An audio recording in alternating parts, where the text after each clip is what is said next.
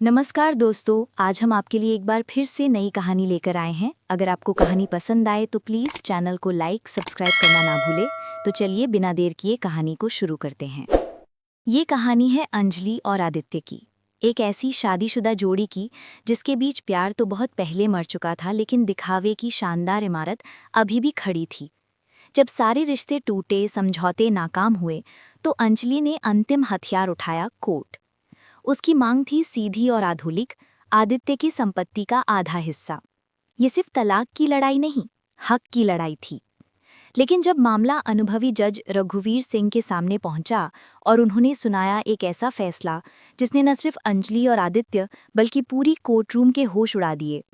एक फैसला जो कानून के पन्नों से आगे इंसानियत के पन्ने पलटने पर मजबूर कर देगा। अंजलि शर्मा 35 साल की, उंगलियां काले फाइल के कवर पर बेचैन थीं। दिल्ली की एक फैमिली कोर्ट की लॉबी में बैठी वो खुद को शीशे में देख रही थी। पर्पल सूट, नी कैट टेल हेयर कट, पूरी तरह से मॉडर्न लड़ाकू तलाकशुदा औरत का चोला।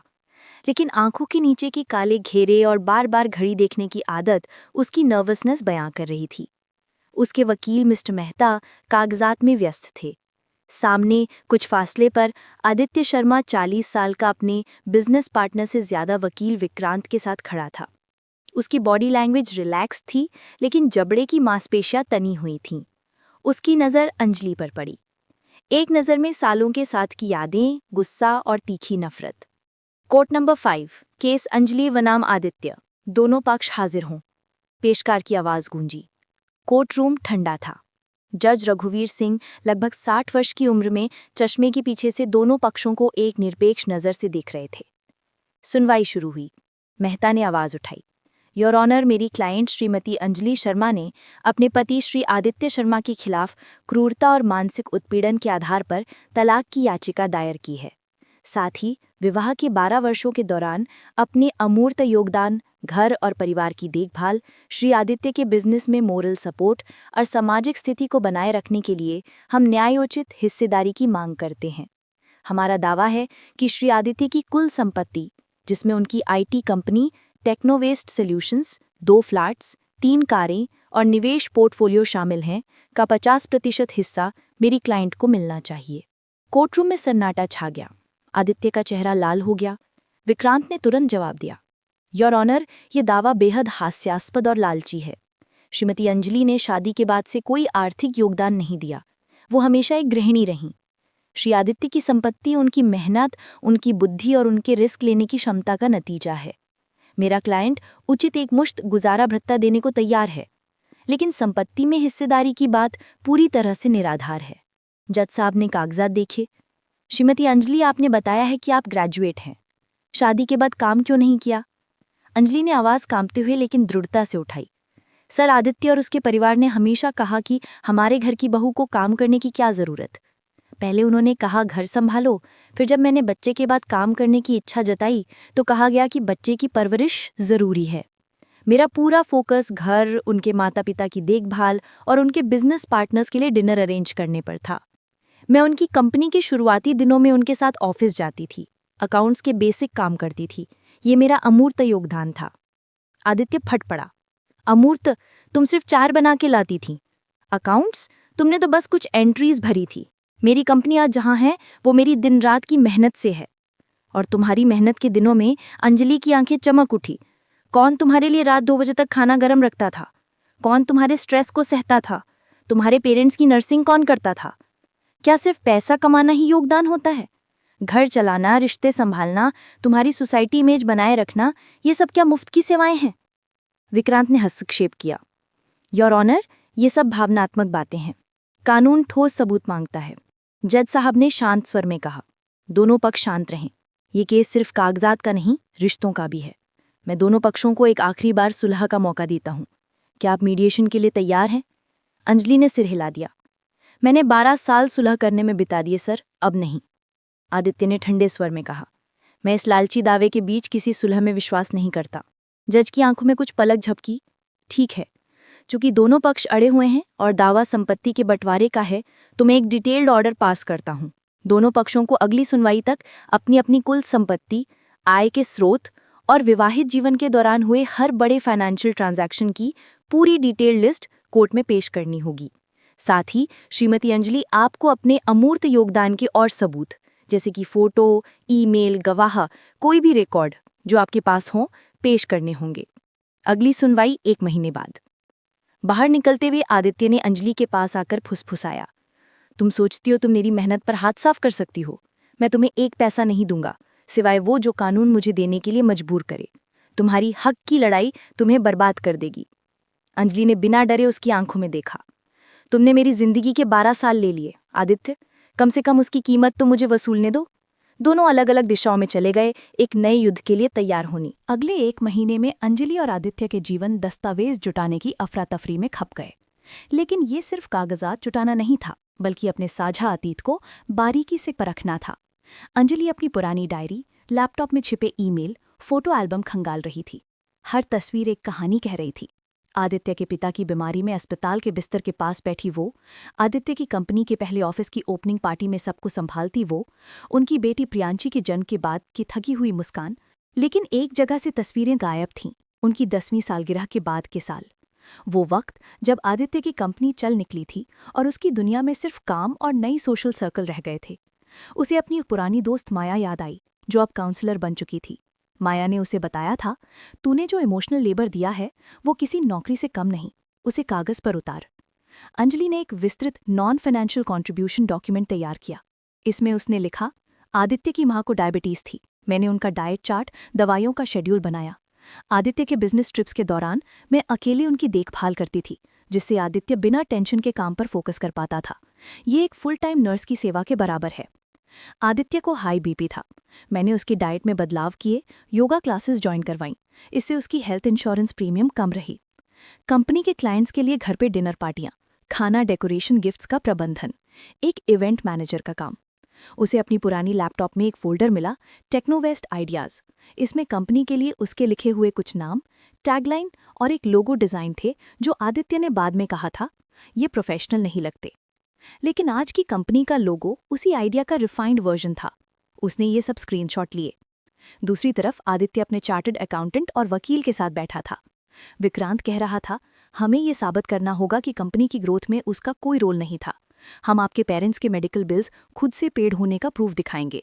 हम ये भी स्ट्रेस करेंगे कि आपने उसे हमेशा लग्जरी लाइफ दी, महंगे गिफ्ट्स, विदेश ट्रिप्स, ये सब उसके योगदान का पेमेंट था।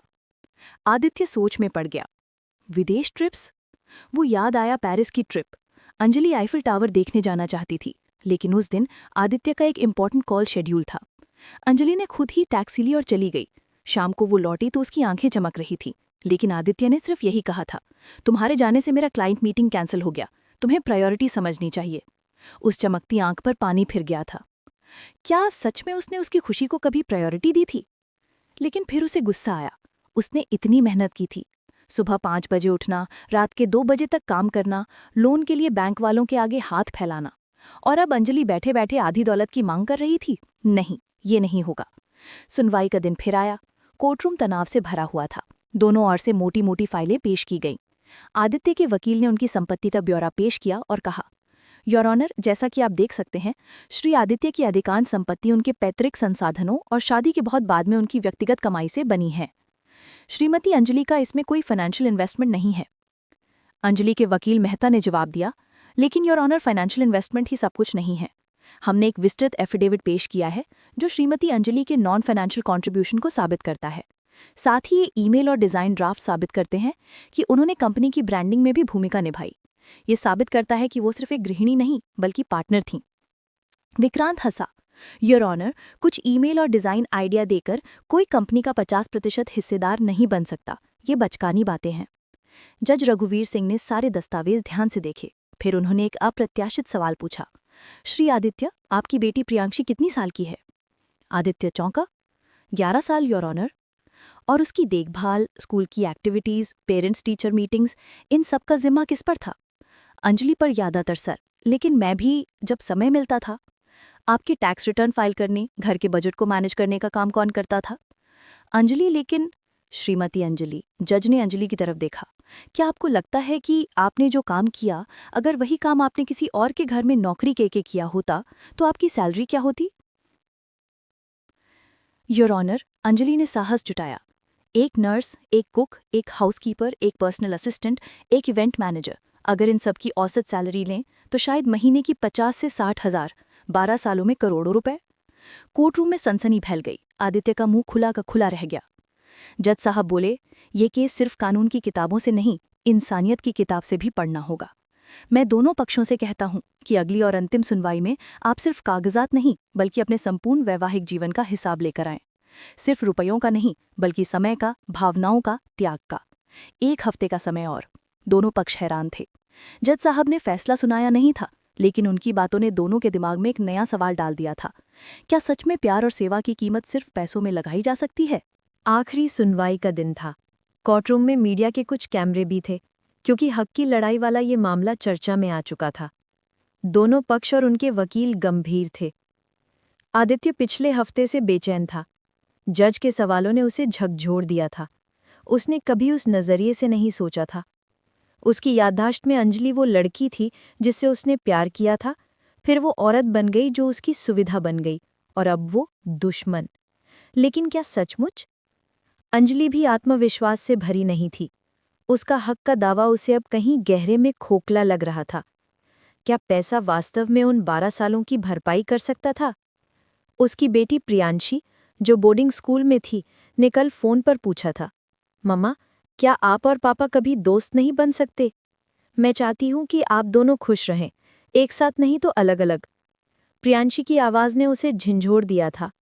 जज रघुवीर सिंह ने दोनों पक्षों को देखा। उनकी आवाज गंभीर और स्पष्ट थी।